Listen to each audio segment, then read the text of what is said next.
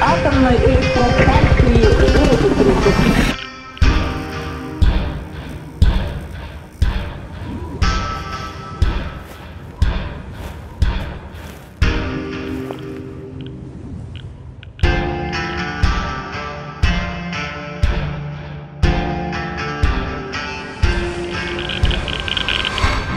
Jechaliśmy lasem.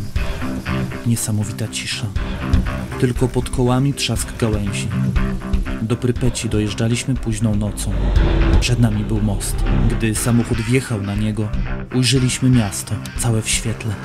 Inknęłam z zaskoczenia.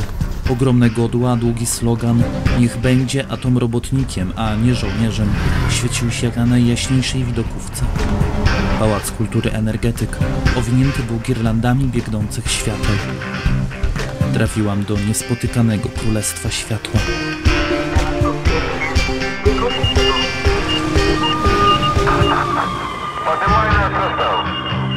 Prypeć.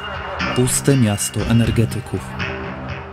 Charakterystyczne uliczne latarnie to pierwsze, co można było ujrzeć wjeżdżając do Prypeci. I to właśnie od nich rozpoczęła się akcja wskrzeszania miasta. W 1986 roku na ukraińskim Polesiu zniszczeniu uległ 4. reaktor czarnobylskiej elektrowni jądrowej. Katastrofa zmusiła do bezpowrotnej ewakuacji wszystkich mieszkańców modelowego radzieckiego miasta, Prypeci. Wtedy światło na ulicach zgasło tam po raz ostatni. Chcieliśmy to zmienić, jednak znalezienie odpowiedniej latarni wymagało długich poszukiwań, bo większość z nich jest już zniszczona lub rozkradziona.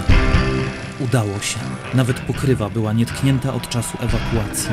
Jola, honor elektryka uratowany! Światło. Po raz pierwszy od 3 dekad. Zrozumieliśmy, że nie możemy na tym poprzestać.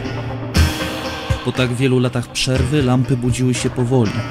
Lecz gdy osiągnęły pełną moc, rozświetliły cały plac i front szkoły numer 5, przy której stały.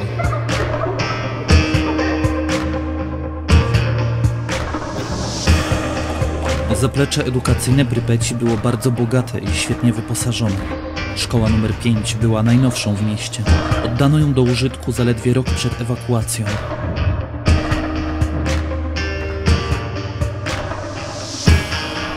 Posiadała nawet własną strzelnicę.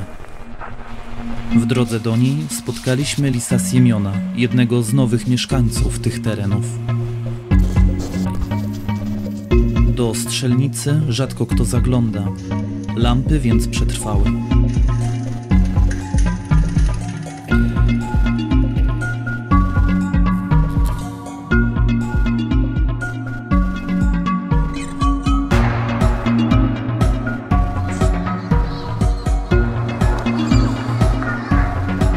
Rozmiary hali zrobiły na nas wrażenie. Nietknięte żarówki wyłoniły z mroku tarcze strzelnicze, które dawno temu podziurawili młodzi sportowcy.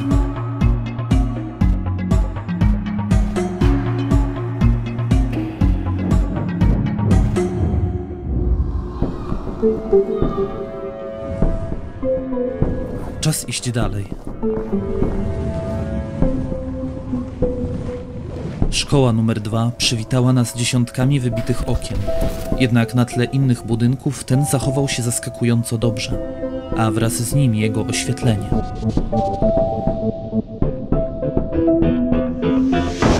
Prąd generował dla nas przenośny agregat. Każda lampa wymagała długich przygotowań i niosła nieodłączne ryzyko, że tym razem się nie uda. Że czas okazał się dla opraw bezlitosny.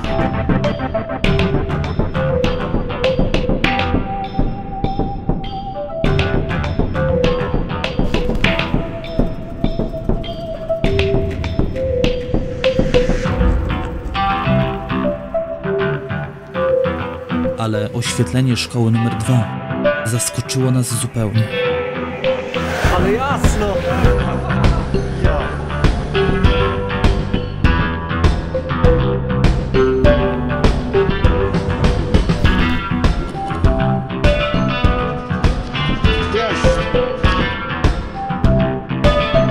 Prąd z agregatu zaczął ożywiać wszystko, nawet najbardziej zalane i skorodowane oprawy.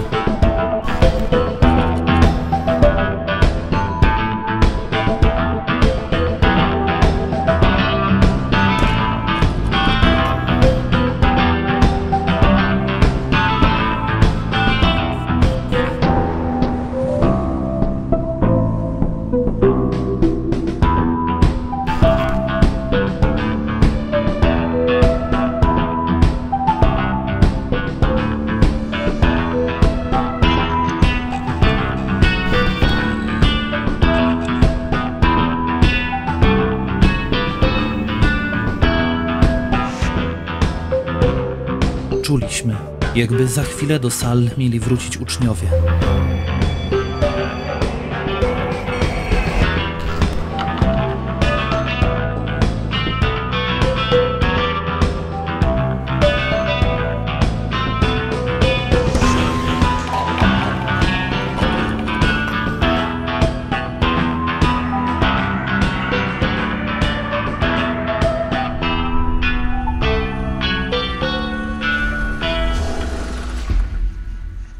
Do pracy w elektrowni ściągano młodych inżynierów z całego Związku Radzieckiego, a wraz z nimi ich rodziny. Dzieci było tak wiele, że konieczne było wybudowanie dla nich 5 dużych szkół. Электростанция строится, чтобы был хороший свет. Работали станки, работали стройки, машины работали. Prypeć do samego końca była wielkim placem budowy, na którym rosły kolejne dzielnice. Czas nie obszedł się z nią łagodnie. W szkole numer 1, pierwszej w mieście, pod naporem śniegu i wilgoci runęła część ścian, ale latarnie stały nadal. Атомная электростанция строится, чтобы горели светильники на улицах.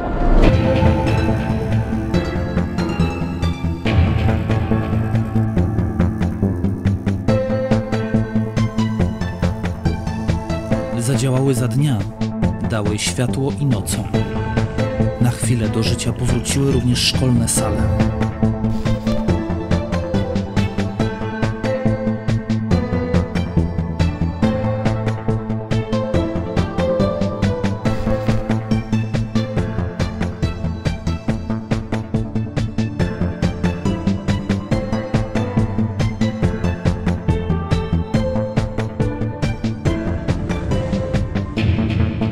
Tuż obok szkoły stało jedno z 15 przedszkoli w mieście, zwane Słoneczko. To właśnie w nich budzą się najsilniejsze emocje. Miejsce beztroski i zabawy, jakby przed chwilą jeszcze pełne gwaru i śmiechu dzieci. Puste. Bajkowe postacie na ścianach, rozrzucone zabawki, ciepłe światło rzucane przez lampy, radosne dziecięce twarze na starych fotografiach. Ta paradoksalnie głośna cisza.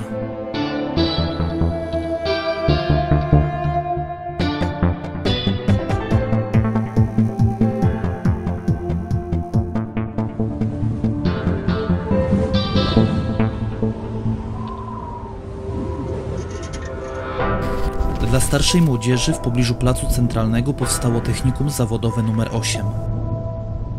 W środku panował spokój. Ale wiedzieliśmy, że nie jesteśmy tu sami. W Prypeci nigdy nie jesteśmy sami. Zawsze towarzyszą nam czyjeś ufne oczy. To potomkowie tych, którzy zostali w strefie, gdy zabrakło ich panów.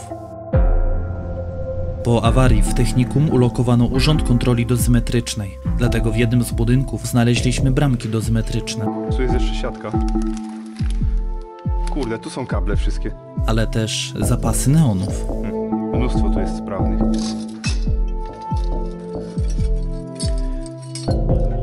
Tego jeszcze nie odpalaliśmy. Też są ze 2-3 sprawne. Tam świetlówka cała.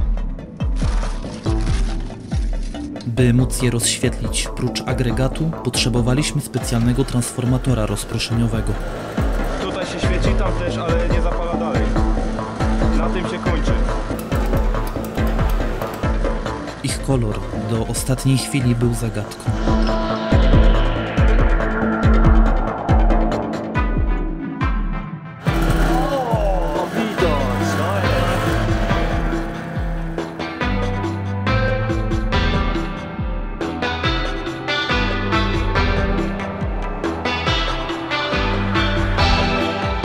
Technikum kształciło młodych uczniów, dając im do dyspozycji wiele dobrze wyposażonych sal, warsztaty i sprzęt do praktyk, by w przyszłości mogli podjąć pracę w czarnobylskiej elektrowni.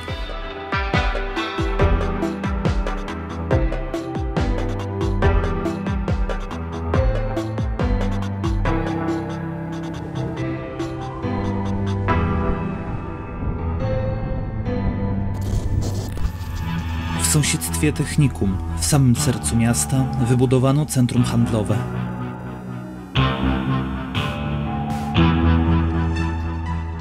Już za chwilę, dzięki nam, kolorowe światło miało ożywić okolice. Dobra, odpał.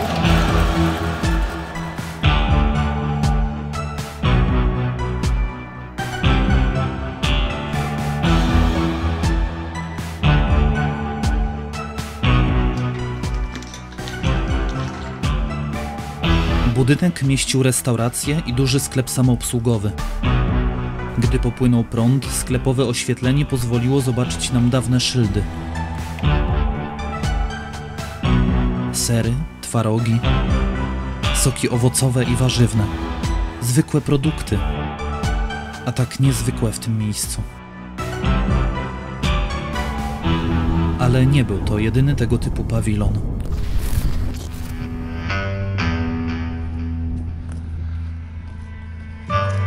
Centrum handlowe jubilejne mieściło 4 piętra pawilonów usługowych, takich jak fryzjer, szewc czy krawiec.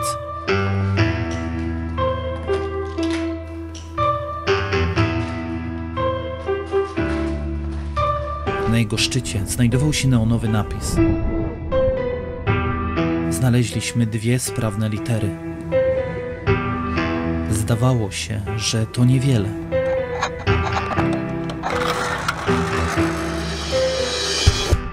Ło! Ja! Ale coś niesamowitego. Błękitne światło zalało całą okolicę, uzmysławiając nam, jak pięknie musiała wyglądać Prypeć, gdy wszystko działało.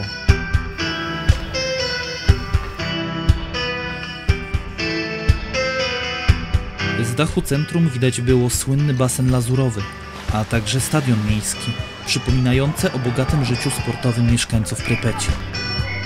Nowy, wielki stadion był niemal gotowy. Katastrofa o kilka dni wyprzedziła jego otwarcie. Wzdłuż niego biegła droga, niegdyś oświetlona rzędem latarni. Dzięki nam jedna z nich rozbłysła ponownie. Co ciekawe, w tej, jak i wielu innych latarniach, zamontowane były oprawy produkcji polskich zakładów Mesko-Skarżysko. Jednak miasto oferowało więcej swoim sportowcom.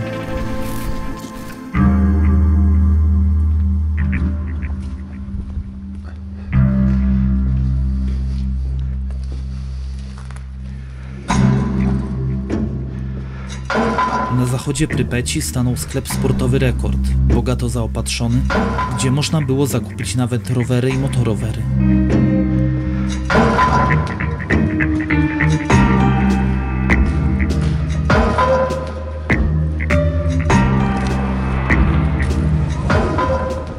Jesienią szukaliśmy odpowiednich oświetleń, sprawdzaliśmy, czy zachowały się w dobrym stanie, by powrócić w te miejsca zimą i sprawić, by zapłonęły jak przed katastrofą. W znajdującym się nad sklepem neonowym napisie Sporttowary zadziałać miała tylko jedna litera, ale za to cała wypełniona neonami.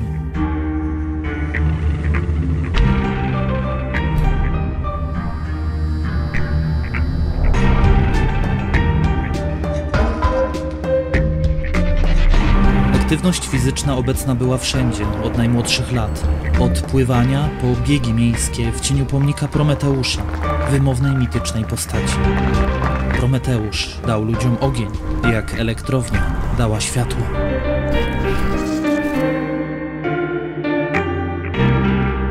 Zatrzymaliśmy się przed uliczną lampą w 4. dzielnicy, jednej z najnowszych.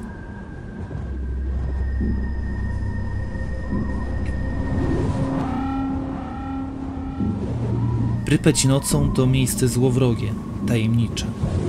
Światło latarki ujawnia przerdzewiałe szkielety.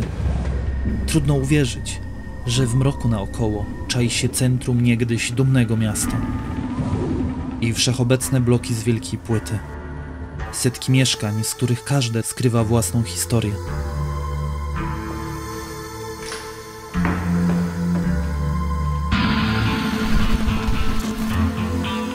Weszliśmy do jednego z nich, by móc ujrzeć to, co widziały wieczorami za oknem wszystkie rodziny.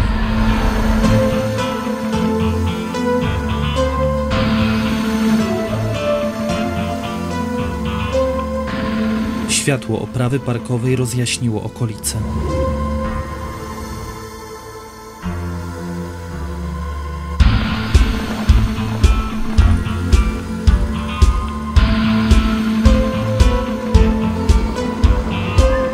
Lampy te stały blisko domostw, oświetlały chodniki i towarzyszyły wieczorami mieszkańcom.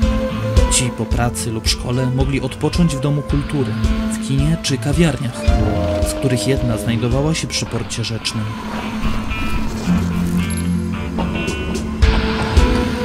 Rozświetlona kolumnada portowa wyglądała majestatycznie, rzucając w koło ciepłe, żółte światło. Stąd można było udać się w rejs nawet do Kijowa.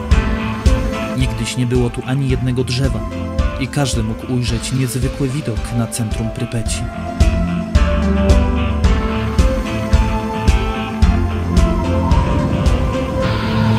Z okien najwyższych pięter pobliskich bloków widać było reaktor numer 4. Ten, którego wybuch nocą 26 kwietnia 1986 roku zmienił wszystko.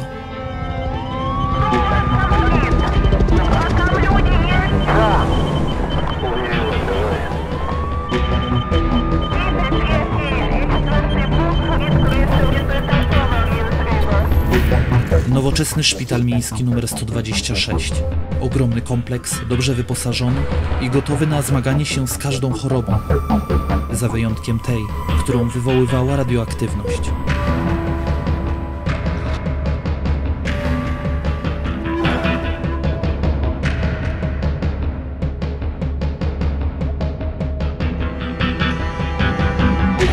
To tu zaczął się koniec. Na sale operacyjne trafiali strażacy, pierwsze ofiary awarii w elektrowni. Nikt nie był im w stanie pomóc. Tak jak i całej skażonej Prypeci.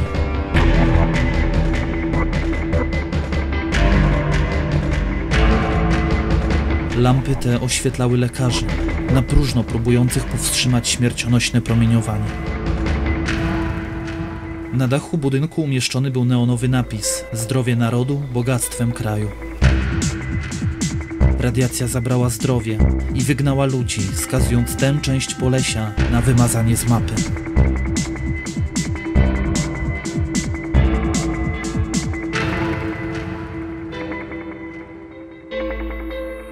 Ale przez chwilę, skąpani w neonowej czerwieni, znów staliśmy w nowoczesnej i rozkwitającej Prypeci.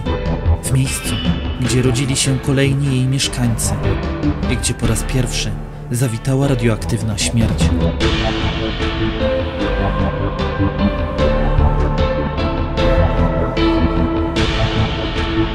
Po wielu miesiącach walk i dzięki poświęceniu tysięcy likwidatorów zniszczony reaktor przykryto betonowym sarkofagiem, zaś skażony teren ogrodzono i utworzono na nim czarnobylską strefę zamkniętą. Do dziś w Prypeci można odnaleźć niemych świadków tamtych dni, jak ten radioaktywny chwytak.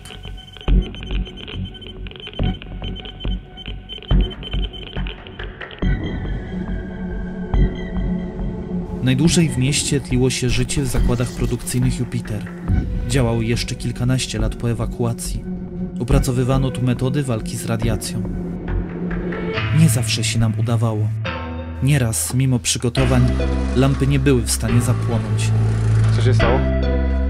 Co jest? Nie da rady? Ale czasem była na nie metoda. Ej, a może trzeba włączyć po prostu?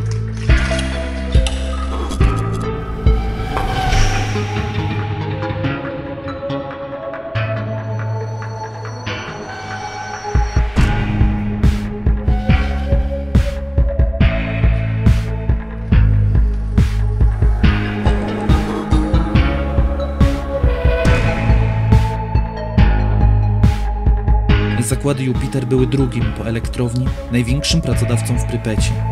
Oficjalnie produkowano tam radioodbiorniki, nieoficjalnie prawdopodobnie elektronikę do celów wojskowych.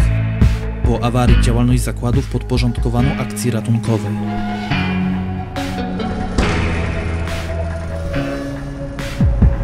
Na dach zniszczonej elektrowni posyłano do odgruzowywania zdalnie sterowane roboty. Powołano specjalne przedsiębiorstwo Specatom, które w Jupiterze testowało ich obsługę i tworzyło własne konstrukcje. Dziś hale zakładowe zalewa deszcz. a jej dachy padają pod naporem śniegu. Natura pochłania zamkniętą strefę, zacierając ślady człowieka.